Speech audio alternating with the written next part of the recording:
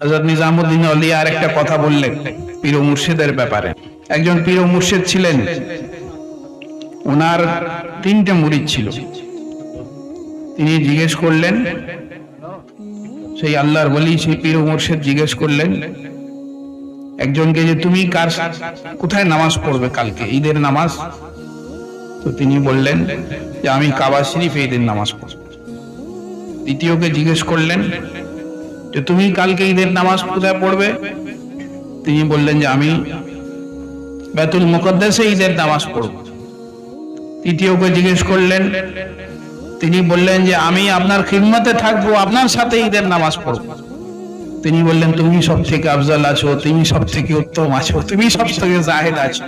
তো যে ব্যক্তি নিজের প্রিয় মুর্শিদের সাথে ওনার খিদমতে থাকে, খিদমতে থেকে ইবাদত করে, যে কাবা শরীফে যে নামাজ পড়ে আর যে বাইতুল মুকদ্দাসে যে নামাজ পড়ে তার থেকে বেশি আফজাল আছে। কেন পীর ও মুর্শিদ সেই নামাজের মধ্যে তাকে আল্লাহর দিদার করিয়ে দেন, বাতিনি ভাবে করানো। জাহেরি চোখে কেউ আল্লাহকে দেখতে পারে না, কিন্তু বাতিনি চোখে আউলিয়া কেরামরা দেখেছে।